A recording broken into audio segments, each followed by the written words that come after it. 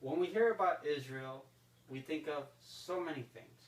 We hear about it in the Bible, we hear about it in the Holocaust, we hear it in war, with terrorism, with Egypt, the Middle East, all of those stuff.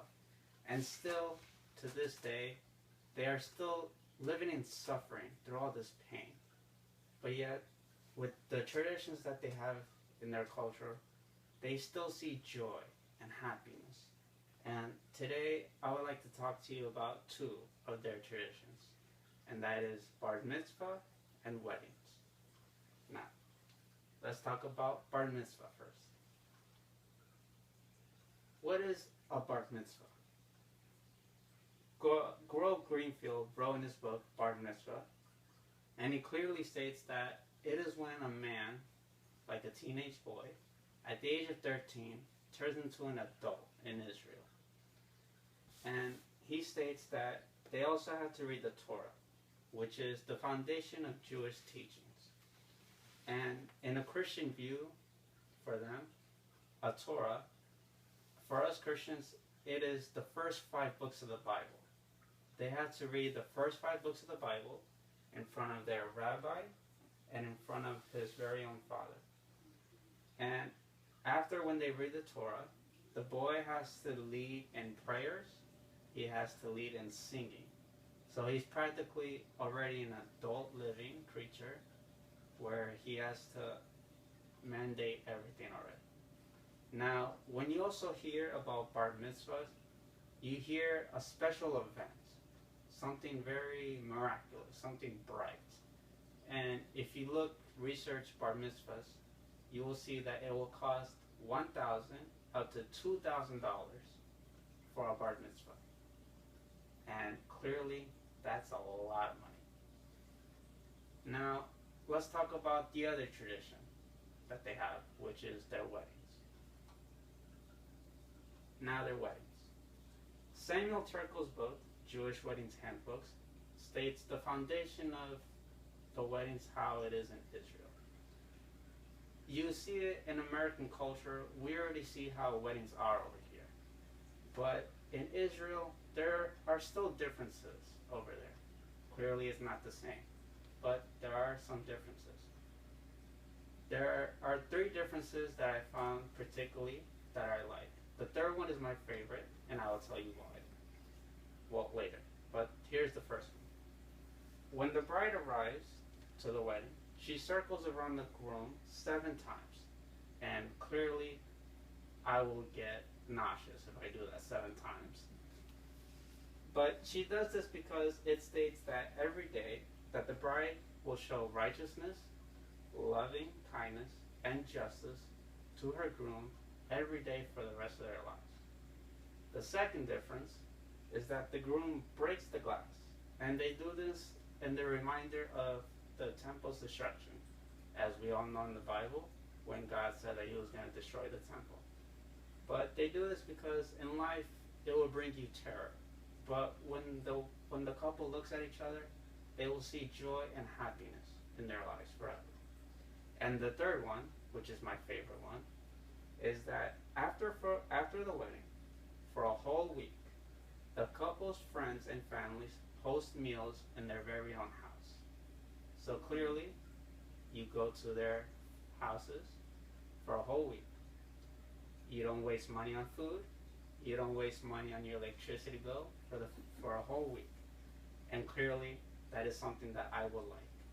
And it's also known as a 7-day celebration, because clearly it's a whole week. Now, as you see the differences that they have in the weddings, let's talk about why is it important, these traditions. Now, for our bar mitzvah. Burrow Wayne's book, Jewish Values, Practices, and Traditions, states that Jews must follow these traditions, because if they don't follow them, they are practically breaking their own laws.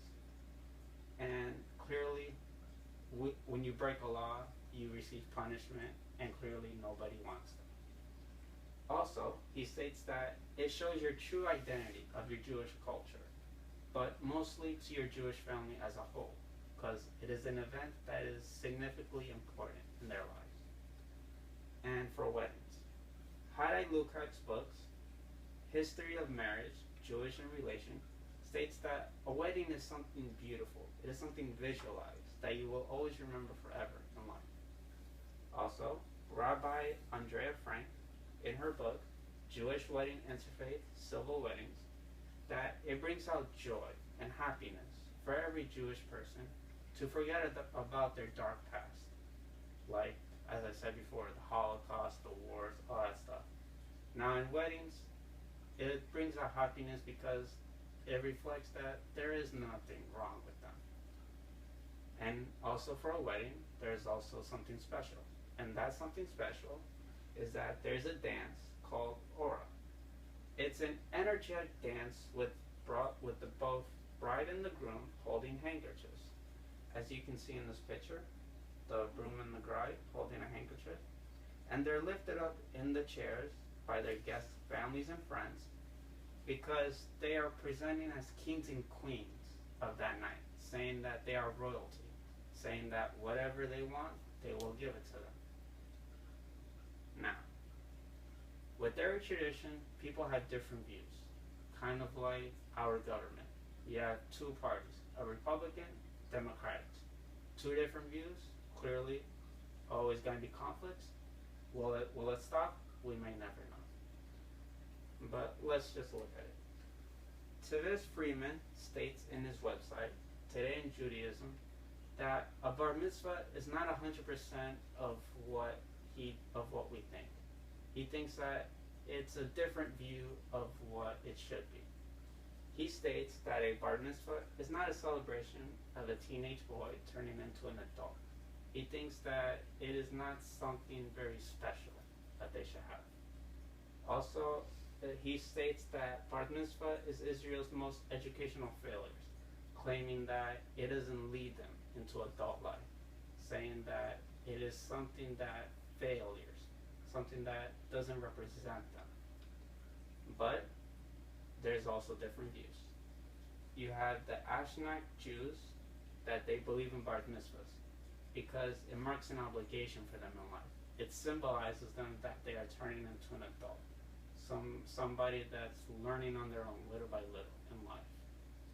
And also, it makes the son feel inside of him, saying now that today I am a man, saying that today that I am going to be by myself, that in life I have to learn this little by little on my own, without my parents and without my family as well, that I have to learn everything on my own.